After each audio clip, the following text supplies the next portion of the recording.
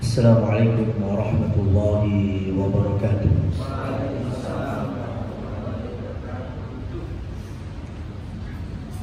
Alhamdulillahi rabbil alamin, wa bihi nasta'inuhu ala umuri dunya waddin.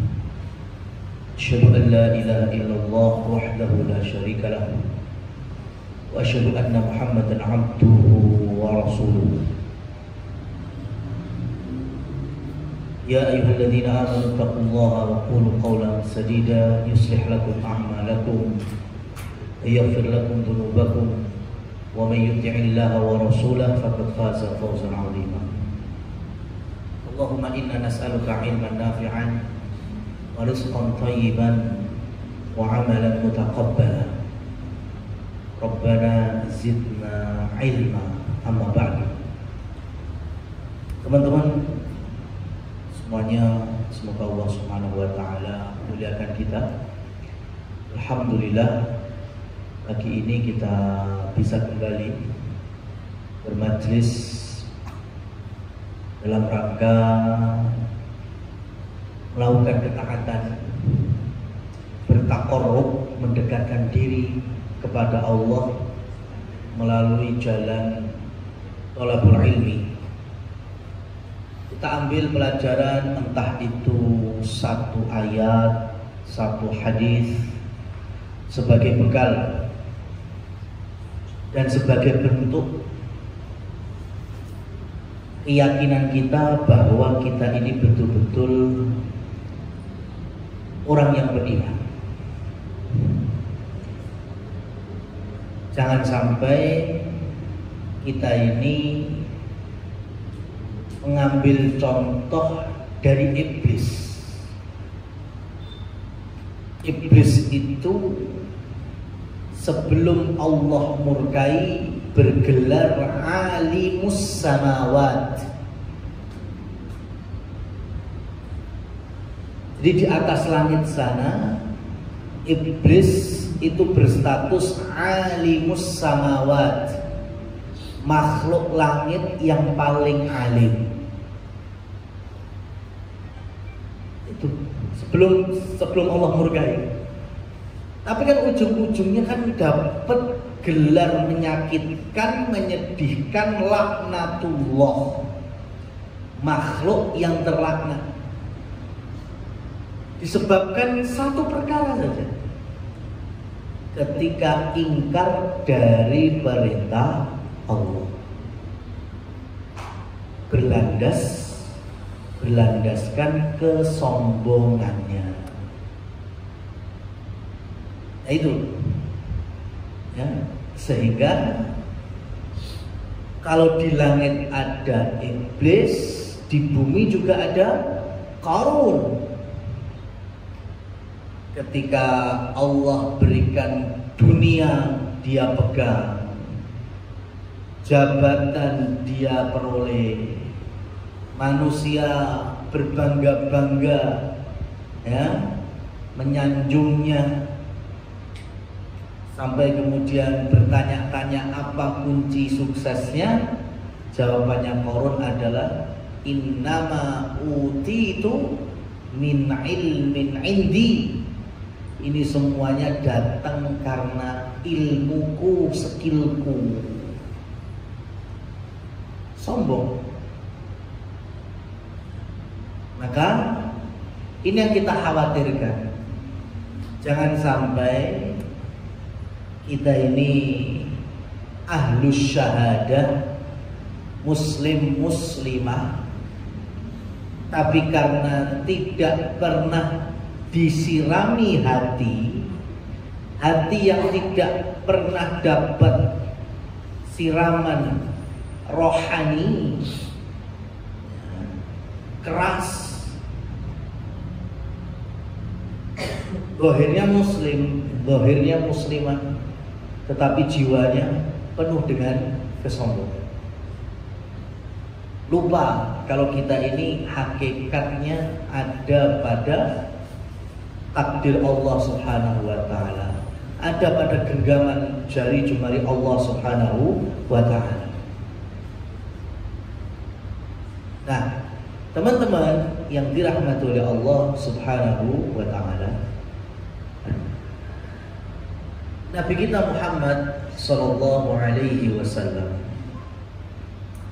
beliau itu mengalami tugas dakwah, amanah menyebarkan iman, Islam, tauhid, itu juga penuh dengan lika-liku. Bahkan lebih banyak susahnya daripada senangnya. Tapi Allah Subhanahu wa taala senantiasa mengimbangi segala kesusah payahan beliau sallallahu alaihi wasallam dengan wahyu-wahyu, sehingga Nabi mengambil pelajaran yang banyak dari firman-firman Allah itu. Dan kenyataannya, setiap Nabi Muhammad punya masalah, itu rata-rata yang Allah turunkan dari wahyu Quran adalah kisah-kisah para Nabi dan Rasul sebelum beliau. Contoh Nabi di Mekah, Nabi di Taif, berdakwah malah dihina, dilecehkan, dilempari pakai batu. Tiba-tiba Allah turunkan Quran surat Yusuf.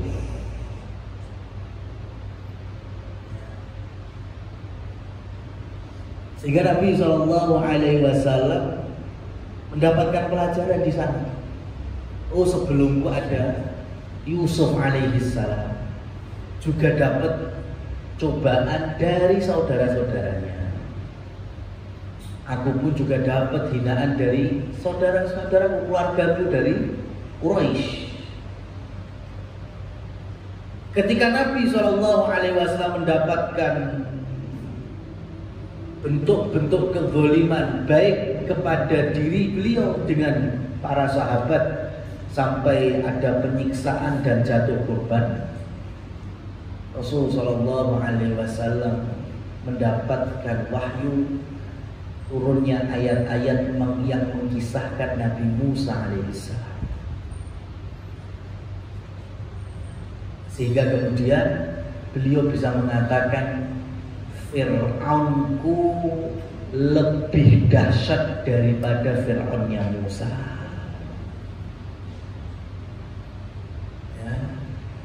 Itu di antara ucapan Rasulullah SAW. Dari mana Nabi Muhammad SAW bisa menyebut Fir'aunku? Padahal kita tahu Fir'aun itu ada di Mesir. Dan dalam kisah Nabi Musa, ya Fir'aun di zaman Nabi Musa alaihissalam.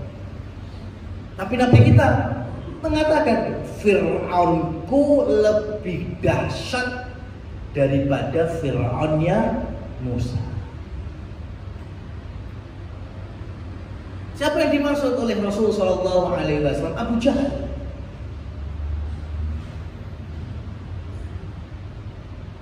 Rasul sampaikan likulli ummatin Fir'aun wa Fir'aunu hadhil ummah Abu Jahlin. Setiap umat-umat yang Allah turunkan para rasul itu mesti ada pemimpin-pemimpin yang zalim. Dan di umatku Fir'aunnya yang zalim itu adalah Abu Jahal. Tapi beliau dalam riwayat yang lain menyebutkan Abu Jahal lebih dahsyat daripada Fir'aunnya Musa. Di mana letak perbedaannya? Kalau kita tahu itu kisah Nabi Musa dengan Fir'aun, di penghujung kehidupan Fir'aun, ketika Allah selamatkan Nabi Musa dan Bani Israel nyebrang Laut Merah, sedangkan Allah kemudian tenggelamkan Fir'aun dan bala tentaranya. Maka di saat tenggelam itulah menawarkan solusi apa? ketakwaan bagi umatnya, termasuk kita. Apapun permasalahan, ya, apapun permasalahan. Nah, cuma takwa itu kan macam-macam. Ya, semua ketaatan yang kita kerjakan karena Allah dan semua larangan yang kita tinggalkan karena Allah, itu semuanya masuk dalam circle ketakwaan. Sehingga dengan takwa, orang beriman itu percaya diri. Dengan takwa, kita ini semakin optimis. Dengan takwa, kita juga semakin, nah ini yang penting, menumbuhkan rasa husnudzon kepada Allah Subhanahu wa Ta'ala. Nah, teman-teman, saya sampaikan satu hadis saja sebagai merefresh jiwa kita. Hadis sahih diriwayatkan langsung oleh sahabat yang memiliki akhlak dan adab ini, yaitu sahabat Jabir bin Abdillah. Jabir bin Abdillah itu pernah meriwayatkan ini. Aku mendengar 3 hari sebelum Rasulullah wafat. Kalau Rasulullah wafat tanggal 12 Rabiul Awal, berarti tanggal 10-nya Rasul sudah sakit-sakitan itu berarti. Jabir ketika menemani beliau dapat pelajaran ini. Makanya Jabir mengawali sami'tu ya anir rasuli salasata ayyam qabla mautihi. Aku dengar langsung dari Rasul 3 hari sebelum wafatnya beliau.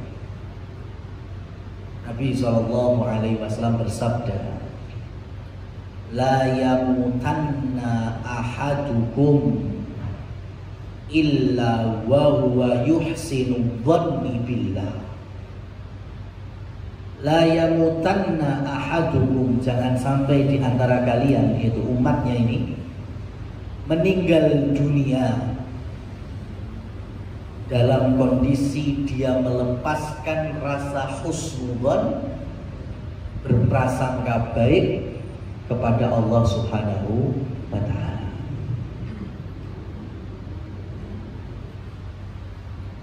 Pertanyaannya, emang kita tahu kapan wafatnya? Nggak ada yang tahu.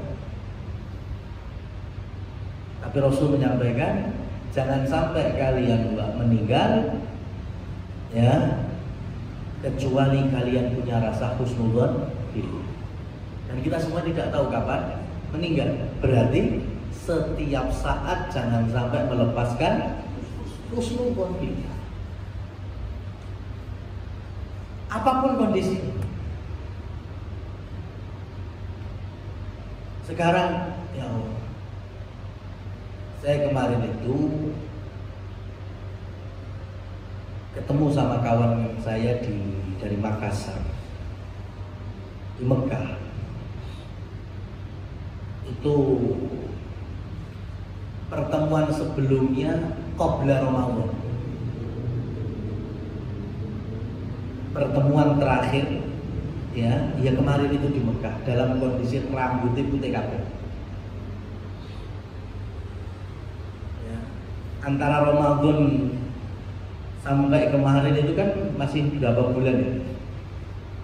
Ramadan tuh masih banyak hitamnya rambut. Kemarin lebih banyak putih. Berarti kakean pikiran ini. Tak tanya, ada apa? Akhirnya mulai cerita. Dia punya jamaah haji furoda itu 80 pack. Gagal semuanya. Bisa bayangin?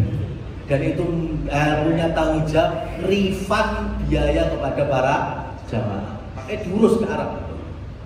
Bayangkan sekarang, ya kan? Kalau 300 ya, 50 ping 80 jadi one. Ya. Semuanya nggak ada yang keluar visa. Semua tahu kan? Ya, sampai semua tahu kabarnya. Nggak ada satupun visa haji tahun ini dari visa Furoda. 80 jamaah. Semuanya mesti minta kembali duit. Terus dikalikan wae 350 ya kuwi sing gawe panen ya. Itu kalau orang nggak punya iman, nggak punya husnudzon kepada Allah, itu bahaya sekali. Ya. Tapi karena masih punya iman, punya rasa husnudzon, jadi ikhtiarnya itu masih benar. Ya, berusaha datang ke kedutaan, datang. Ya meskipun salah satunya cekot-cekot bekwanan itu tadi. Ya, tapi masih ada optimis, insya Allah bisa kembalikan meskipun ada termin waktunya. Ya. Masya Allah. Gak asal kemudian beladang, kemudian hilang, entah ya lari dan lain seterusnya. Ini salah satu contoh lah bahwa setiap dari kita itu pasti punya masalah. Mungkin ya nggak pernah punya masalah, entah levelnya ringan, sedang, berat. Tapi Rasul Shallallahu Alaihi Wasallam berpesan jangan sampai kita lepas yang namanya husnudzon billah. Nah, teman-teman yang dirahmati oleh Allah Subhanahu wa Ta'ala, sekarang gini saja. Ketika Allah ini zaman Nabi Muhammad ya, Allah dalam Al-Quran sudah berfirman, Inna awwala baitin wudi'a lin-nasi lalladzi bi Bakkah mubarakah. Ketika Allah letakkan untuk manusia tempat ibadah yang paling suci, paling Allah berkahi yang ada di kota Mekah, yaitu Ka'bah, yang mulai di zaman Rasul menjadi mercusuar peradaban. Cahaya Islam dan iman mulai dari sana. Sekarang saya mau tanya, kalau kita belajar IPS dulu, semua peradaban itu pasti nggak jauh dari banyu, sungai, laut. Peradaban Mesir, pesisir Nil. Peradaban Mesopotamia, Irak dan sekitarnya, ada Eufrat, ada Tigris. Ya, peradaban Cina ada Yangtze. Ya, coba. Peradaban Hindus, India ada Gangga. Semua ya, kota-kota tua, ya, negeri-negeri tua itu peradabannya dimulai dari wilayah-wilayah yang nyisiri banyu. Coba sekarang Mekah, Madinah, si sendi banyu ini. Ya, Mekah, tandus. Disebut Arab. Arab itu cara bahasa artinya kholi, kosong. Gak ono apa-apa. Menungsone ya gak ono. Ya, tumbuh-tumbuhan juga gak ada. Kholi, kosong, itu arti secara bahasa Arab itu kayak gitu. Sahara, padang pasir aja. Tapi ternyata Allah pilih manusia paling mulia, syariat sempurna, ya, dan peradabannya itu dimulai dari tempat yang orang aja nggak pernah melihat sebelumnya.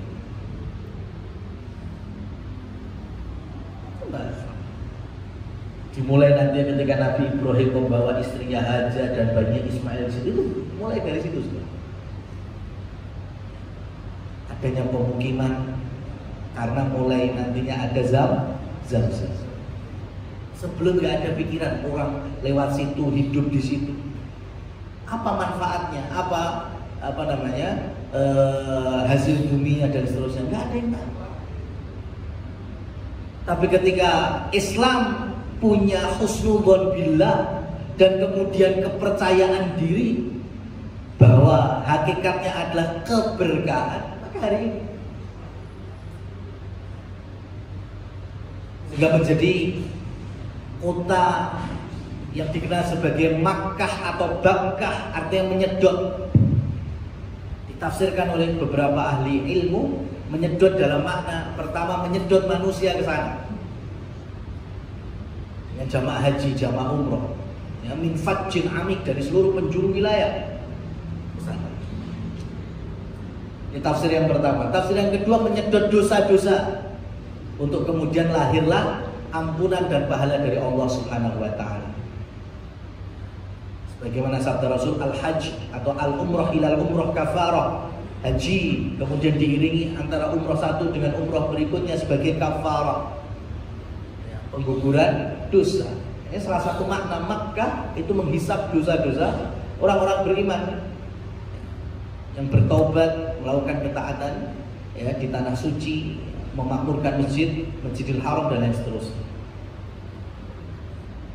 Maka kita ambil pelajarannya tadi, ketika muslimin merasa percaya diri dari tempat yang mungkin tidak pernah, ya, dilihat oleh dunia, tapi masya Allah sekarang menjadi,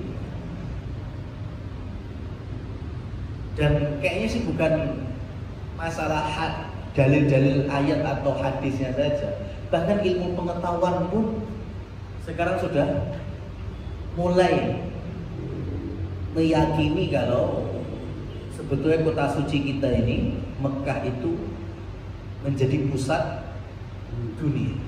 Pusat. Ya. Coba sampean ini kalau ngikuti penanggalan dan waktu internasional masih GMT, ya, masih pakai Greenwich, ya, itu kan umpamanya kan mesti ada garis tengahnya itu kan, Pasifiknya itu. Kalau kita masih pakai GMT, itu anggaplah enek sisi kiwone, enek sisi tengahnya. Ini umpamanya tanggal berapa ini? Tanggal 22. Mungkin di sebelah kiri Greenwich-nya 22, mungkin sebelah kanannya udah ada yang 23. Tapi yang di tengah-tengahnya itu juga nggak nol. Mereka dikasih pilihan, ya kan? Sampai nanti coba aja lihat itu. Negara-negara yang ada di garisnya Greenwich itu pilihan. Pengen milih sing 22 atau pengen milih sing 23. Artinya masih belum bisa disebut stabil. Tapi kalau kita pakai MMT, kalau GMT kan Greenwich tadi, kalau MMT berarti Mekah pakainya, itu ya sampai ditarik garis tengahnya itu akan sama. Kenapa? Ya Allah. Dan itu terbukti kalau NASA atau sopo sing di luar angkasa ngambil potret bumi itu dengan sistem digelapkan, tapi mereka tetap tidak bisa menggelapkan secercah cahaya yang ternyata dari wilayah Makkah Al-Mukarramah.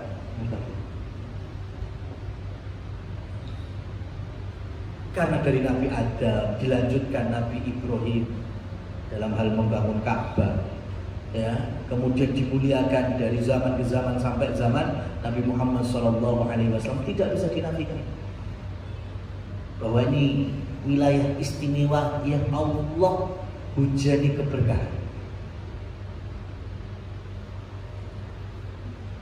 Secara historis kita, nah nanti coba teman-teman googling Rawabuaya, ya, stempel Pangeran Diponegoro. Nih kalau kita bicara nasionalis nih, sekarang kita tambahin nasionalis. Kan kita ini kalau gawe surat itu kan biasanya stempelnya yang ngisor, ya kan? Itu warisan VOC. Nanti di googling stempel Pangeran Diponegoro, stempelnya di tengah. Stempelnya itu di tengah. Itu pun tulisannya nganggo Arab Pegon.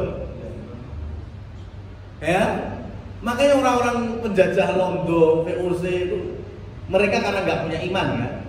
Mereka ngira Diponegoro pengen seakan-akan dia super power, lain daripada yang lain. Ya. Pengennya dia akan di tengah-tengah seperti halnya, gitulah, ya. Itu versinya VOC. Tapi ketika Pangeran Diponegoro ditangkap itu, ya kemudian diasingkan, ya itu salah satunya. Kemudian beliau diinterview, ditanya sama penjajah, kenapa setiap surat resminya stempelnya di tengah dan bentuknya itu kan nggak bunder stempelnya, ngotak-ngotak kayak persegi 8. Ya, apa jawabannya Pangeran Diponegoro? Karena aku orang Islam, ya, dan kami hatinya terpaut dengan Baitullah, Ka'bah, meskipun jauh dari sana. Dan menurut Pangeran Diponegoro, Ka'bah itu ada di tengah-tengah bumi, sehingga beliau mengambil inspirasi karena Ka'bah itu ada di tengah-tengah, makanya tempelnya juga ada di tengah-tengah surga. Kepedenya pahlawan kita, karena Muslim, mukmin, punya husnuzon billah yang sangat tinggi, sampai hari ini harum namanya, ya, menjadi pahlawan nasional dengan status Muslim. Ini yang kita ambil pelajarannya teman-teman semuanya. Dengan kita ini memegang Islam, syariat yang sempurna, yang sudah paripurna, penuh dengan solusi, asalkan mau apa enggak kita diluruskan ketika salah, dibina ketika bimbang, ya, dengan ketakwaan tadi.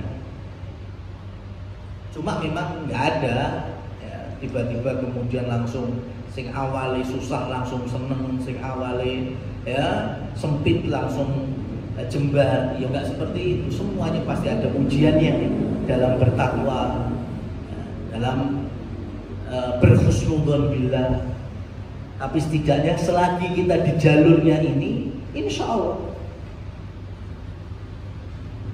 kalaupun cita-cita dunia kita belum sampai, setidaknya ridho Allah Subhanahu wa Ta'ala yang kita gapai. Ada di situ. Dari kita mungkin sekarang lagi diuji kesempitan dunia atau kesempitan hidup, masalah rumah tangga, masalah keluarga, ya. Apapun itu, maka solusinya sebagaimana Allah firmankan, wa may yattaqillaha yaj'al makhraja, yaj'al lahu makhraja wa yarzuqhu min haitsu la yahtasib. Barang siapa yang bertakwa, maka Allah akan bukakan solusinya. Bahkan Allah Subhanahu wa Ta'ala akan turunkan rezeki dari pintu yang tidak pernah dia sangka-sangka. Cuma rezeki itu jangan hanya sebatas disebut materi. Bisa jadi lingkungan yang baik, bisa jadi kesehatan yang fit, bisa jadi teman-teman yang mendorong, mensupport, itu semuanya adalah rezeki. Dan sekali lagi, yang harus kita tekankan dengan husnudzon billah adalah keyakinan dengan taufik minallah. Yakinlah kalau kita husnudzon, ya, kemudian kita berprasangka baik kepada Allah, maka Allah akan turunkan taufiknya, turunkan petunjuknya. Cepat lambat, ya, itu ada pada genggaman Allah, ada pada kehendaknya, ada pada kekuasaannya. Tapi setidaknya ketenangan yang kita butuhkan selagi kita yakin Allah Subhanahu wa Ta'ala ada pada sisi kita. Wallahu a'lam bishawab. Demikian materi yang bisa kami sampaikan. Semoga dengan husnudzon billah lebih membersihkan hati kita, lebih melegakni kita, ya. Kemudian juga bisa membawa kenyamanan di dalam kita beramal dan juga bekerja. Wallahu a'lam bishawab. Waktu dan tempat kami kembalikan ke moderator. Baik, mungkin ada pertanyaan dari rekan-rekan. Waktu dipersilakan.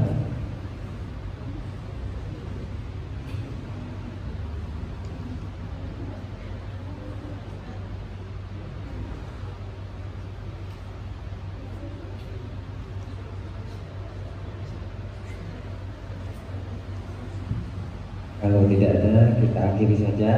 Jazakallahu khair Ustaz atas materinya. Semoga apa yang Ustaz sampaikan bisa menjadikan keberkahan dan juga manfaat ilmu untuk kita semua. Kita tutup dengan doa kafaratul majelis.